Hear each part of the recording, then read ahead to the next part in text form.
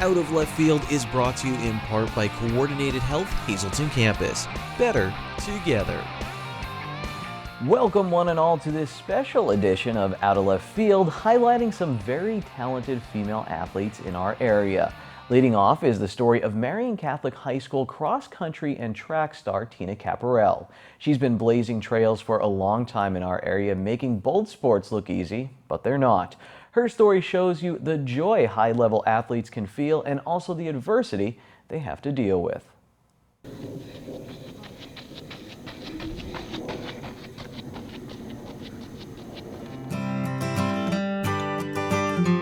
Tina is a very special individual. She loves to compete and she loves to run. And when you put both of those two ingredients together, it's just a pleasure to watch her work out and race.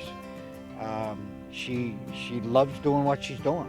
And my experience is when you love doing what you're doing, you do well at it. So I think that's part of probably the ground of why she does so well. She just loves it.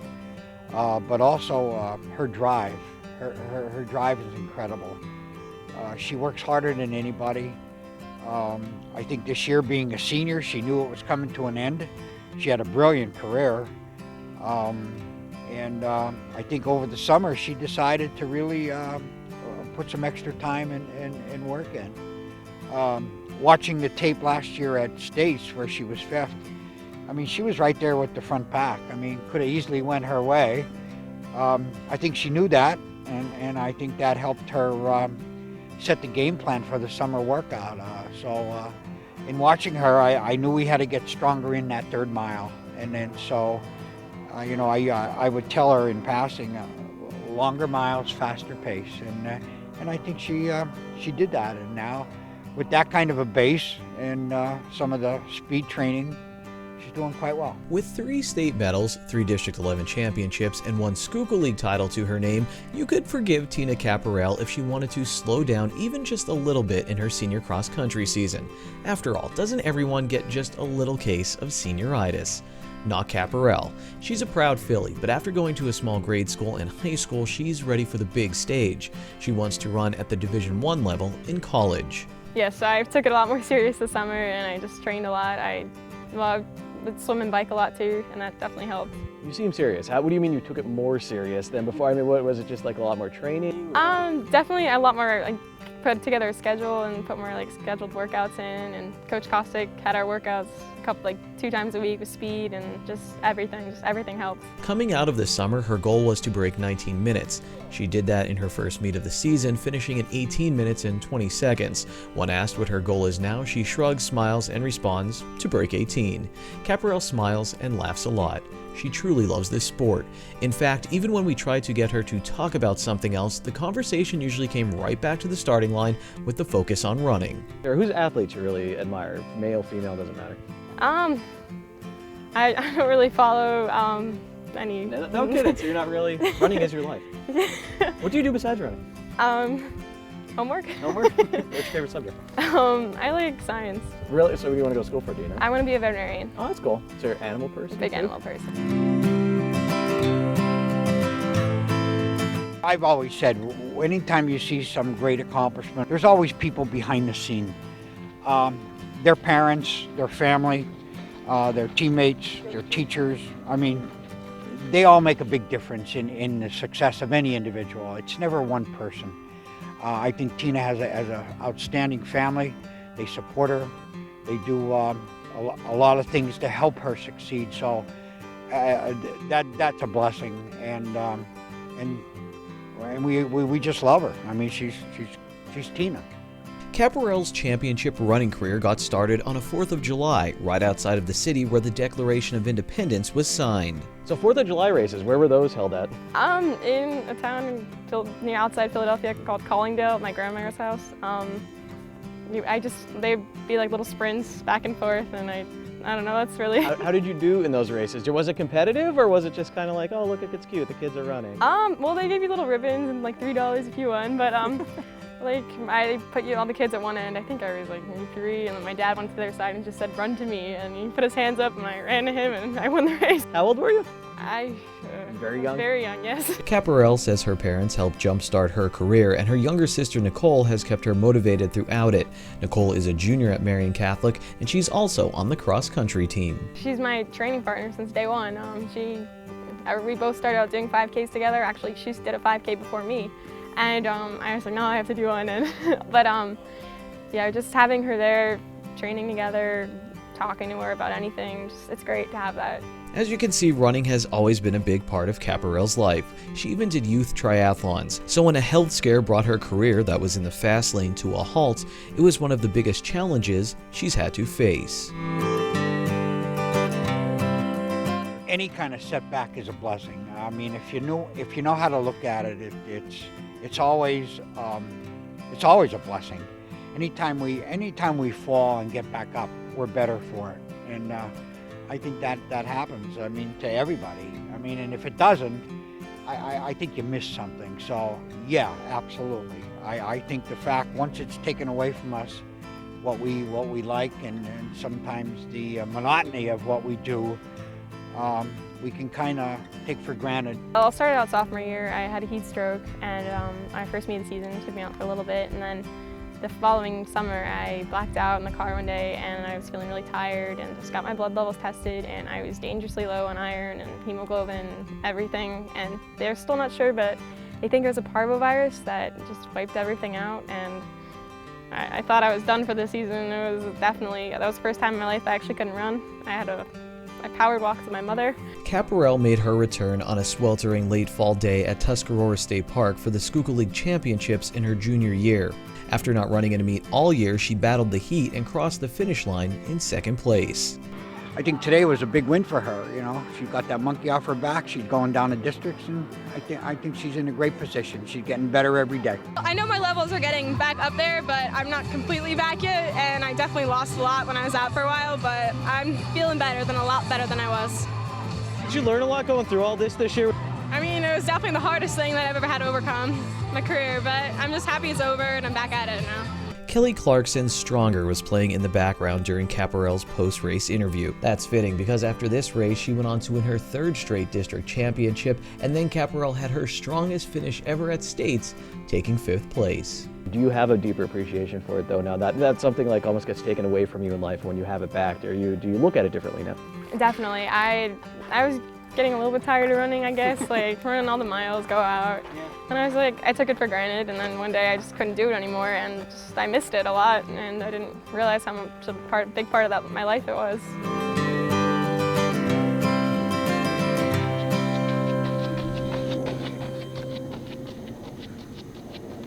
After this break, I go one-on-one with the center of the King's College women's basketball team.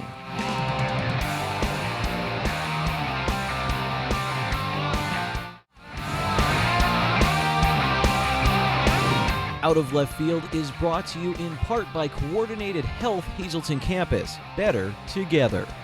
Welcome back to Out of Left Field. I worked at a bookstore in college, and one day one of my coworkers challenged me to a duel with a poster. She flicked the poster out of my hands very quickly, and she had her poster to my neck in 10 seconds. Turns out she was an All-American fencer at Penn State, but never told any of us. Similar story this summer when Olivia Hoffman was interning here at SSP TV and failed to mention she was the starting center for King's College. So I challenged her to a game of one-on-one, actually horse, to learn more about her and her career.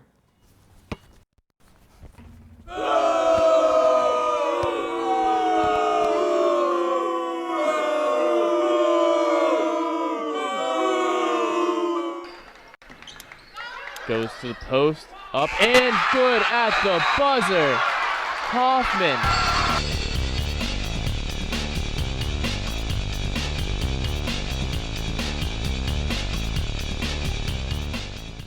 This grudge match has been building all summer long as Olivia Hoffman, center for King's College women's basketball team has been interning with SSP TV, and you kind of walked through the door. And almost initially I said, hey, would you ever want to play basketball? And you always jump at an opportunity to hit the court. The time has come. So here we are. We're going to play a little horse, maybe a little one-on-one. Maybe we'll call it SSP TV. I think it's the same number of letters. We're at the Beach Street Playground in Hazleton. I never played here growing up because I was on the other side of town, and my playground was kind of Arthur Street or Ott Miller. Did you grow up playing on playgrounds? Like, where did you grow up, and did you grow up playing playground basketball?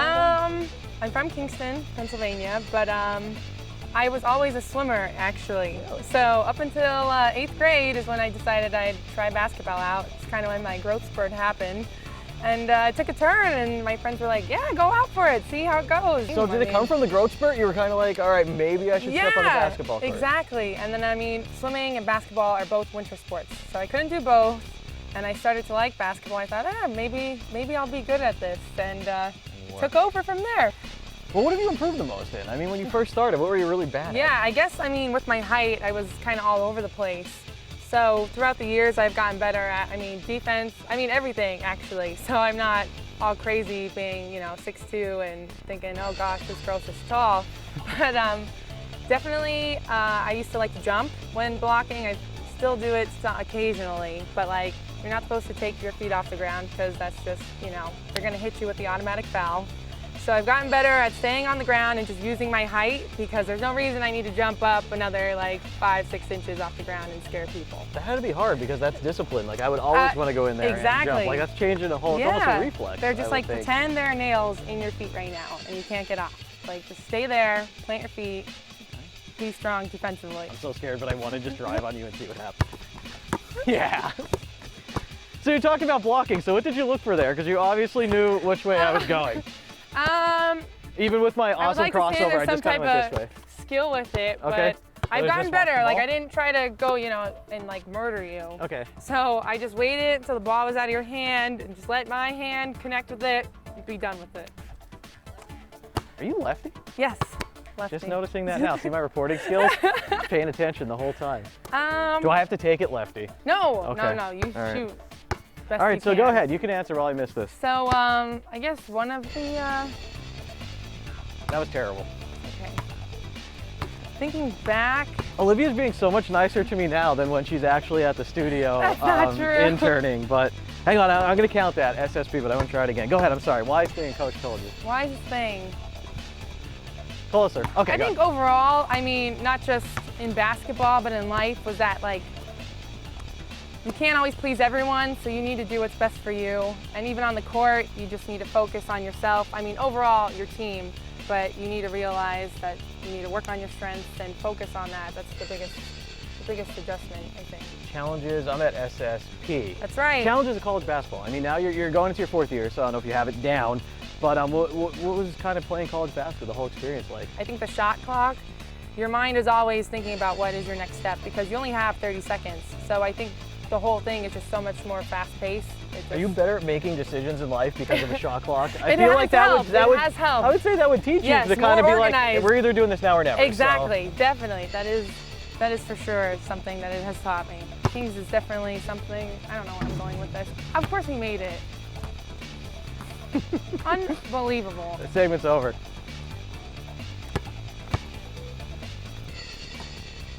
Oh, mission accomplished. At least one letter. So, maybe not even academic-wise. You said you're, a decent student, but why did you pick your major then? I ended up choosing Kings because of one, basketball, and an air ball. One, basketball, and then also their business school. Okay. So they're very highly accredited, and I knew that was a good choice for me. So there was a lot of avenues I could have taken with business, so I chose marketing and minoring in finance, and I love it. I think there's just so many options and different ways you could go with it, so. Nice. Let's talk about women's sports. Are you more, right here? That's right. Were you more, I don't want to say more interested, but will you pay attention, like my wife gets super into Women's World Cup, and she was a dancer, but she just likes seeing, strong women role models out there. No, do you feel kind of the same way that it's important, even for little girls who might come to your game and say, hey, look at the Kings team? Nice. Do you get that? I think so. Even especially now, our camp is going on for the little girls. Cool. So it's nice even during the season to have them come back, and you know, they're so excited to see us. You know, it makes you feel like some type of, like, knowing that they care and that they look up to us, which is really cool. So what are you gonna do after college? I mean, you see coaching, are you gonna be out of basketball, just go focus on career for a little while? Well, unless the WNBA calls me up, I think my time as a basketball player will come to an end. Oh! It'll come to an end, so I'll be looking for a career in marketing, and wherever that takes me, I'll be excited. Very nice. Yeah. That is probably it. I always hated these shots. I think it was good. Well, hang on, while we're doing this, watch my shot a little bit, because I was always told by coaches I have like a really messed up follow through. So maybe you could tell me exactly everything that I'm doing wrong. Well, so that's game, but I mean, just show me right off the bat. You didn't flick your wrist. So no, what did I do? Just like left it like this? Yeah. So try, like, when you let go of it, like, just get that spin. And make sure that guide hand is following it all the way through. Olivia doesn't know, but next we're going down to the Whispering Willows Pool in Cunningham, and we're going to do the backstroke. That was a little bit better. That was better. It had more rotation. Backstroke, I'm up for it. Whenever. Olivia, I thank you for playing and beating me. I was happy. One letter. I got one letter on a college basketball standout, and you can watch out for Olivia this season. Follow Kings College Women's Basketball, and congratulations. Thank you. Thanks.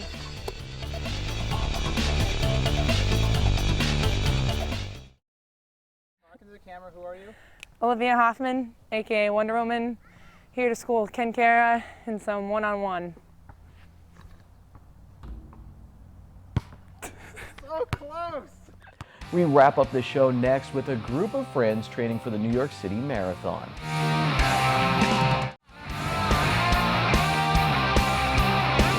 Out of Left Field is brought to you in part by Coordinated Health Hazleton Campus. Better together. Hi again, everyone. You're about to meet the Justice League of local female athletes. This group of super friends somehow finds the time in their busy schedules to train for big races like the New York City Marathon. Sanela's pretty fun. Watching Sanela Portonova work at her salon in Drums is more like viewing a Warrior Dash or Spartan race than a marathon.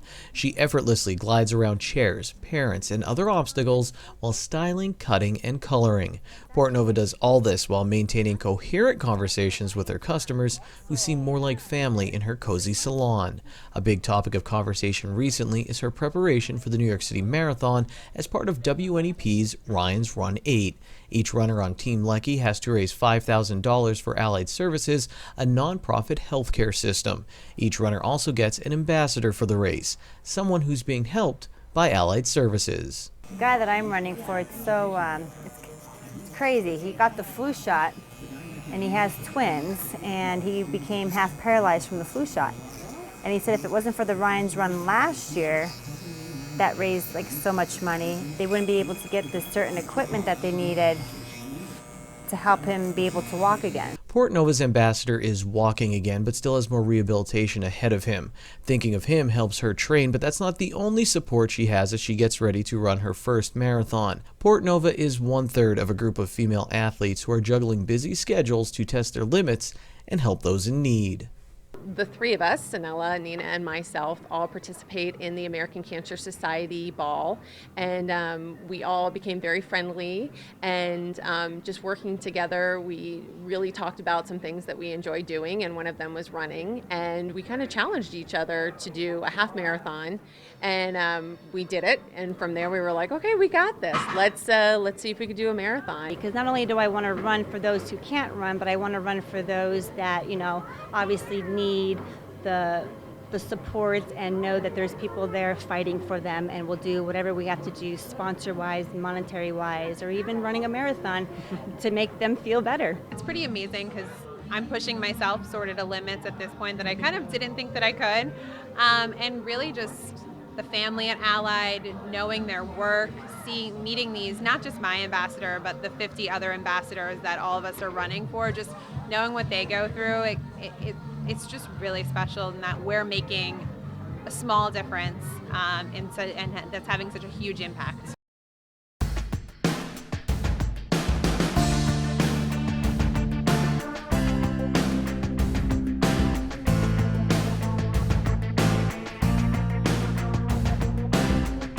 Jim Brogna has been around WNEP's Ryan's Run since it started in 2010.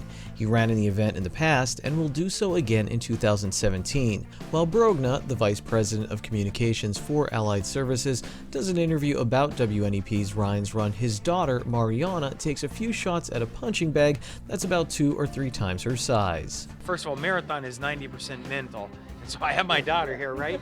Marathon's 90% mental. And when we think about role models as females that are going to achieve a marathon, a great percentage of our team are female runners. And they're role models for people like my daughter and others in the community. The dedication of someone like Sanela and Isabella and Nina and all the female runners, that is really an inspiration for anybody in our community, that you could achieve anything that you put your mind to. Isabella Guarnera-Falvello, Nina DeCosmo, and Sanela Portonova work training into their busy schedules and try to meet up as often as possible to work together. We click.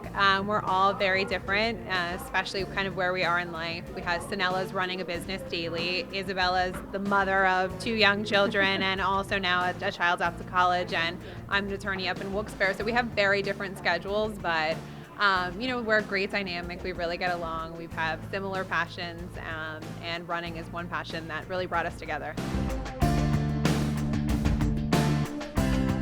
Nina DeCosmo was a 3-sport athlete at Marian Catholic High School. She kept competing in recreational leagues in college while working on her law degree. What was tougher, law school or getting ready for the marathon? Wow. Very different. I would say law school for me probably was easier, but the marathon has, it's a strain on your body in a very different way. I would say that training for the marathon, though, has really been fun. Not only have I clicked with a group of the 2 girls I'm running Ryan's Run with, but I met an amazing group of women locally that I run with. So it's kind of expanded, met a lot of great people, and I love that it brought so many wonderful people into my life. Another amazing person she got to meet on this journey is her ambassador from Allied Services, who happens to be another strong woman with an athletic background. I'm running for, her name's Barbara, and she recently had a setback really late in life. She's in her late 50s, and she's an outdoors woman, loved the outdoors, very active, and then something came along. I met her when she first was being treated at Allied, and her optimism and outlook, when she actually was at Allied, she was there for a week and she was an avid kayaker. She said, I want to get back in the water before I get out of Allied Services. Sure enough, they brought a kayak into the indoor pool there and she was in it. So meeting somebody like that, it makes the 4 a.m. wake up easy to run. The sweat, the speed workouts, just knowing that I'm doing it for her and somebody who's just so positive. At the age of 18, Sanela Portonova decided she wanted to open a salon of her own. As you can see, mission accomplished. She's been in business for over 10 years, and in that time she's run 2 half marathons. Now it's time to go the full distance. Today, for instance, I ran about 9 miles before work, so I get up around 6 o'clock. It takes me about an hour and a few minutes, and then I quick go home, shower. I go to my mom's house, my mom and my little dog named Gucci, and we walk around the neighborhood for a little bit, and then I go to the salon for around 9 o'clock, and then I just work from 9 till 6, 6:30, 7 o'clock, or whatever my last client is. Isabella Guarnera-Falvello played field hockey and ran track in high school. Currently, she spends her days raising her 2 youngest children. Unlike most jobs, there's no time clock for her mom, so she has to fit in running whenever she can. It's a challenge, but she gets it done not only for herself and for Allied Services, but for her kids as well. I've always been an athlete.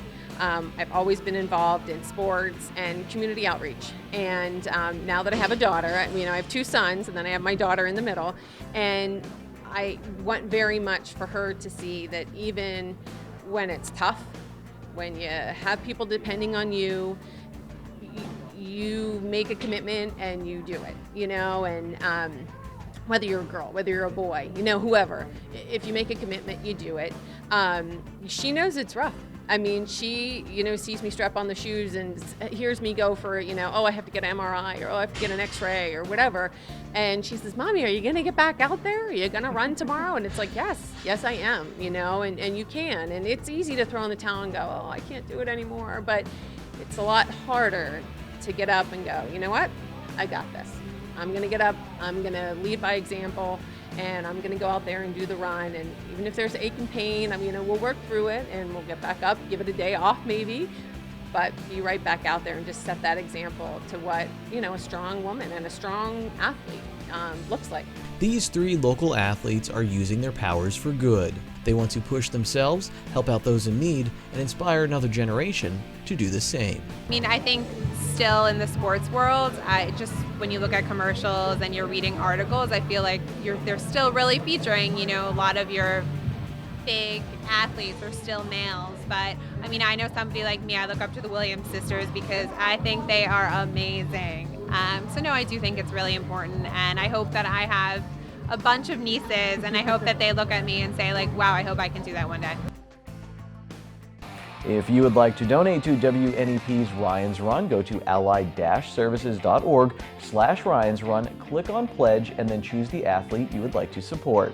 Well, thanks for the support today, and I'll see you next time right here out in left field. Take it easy.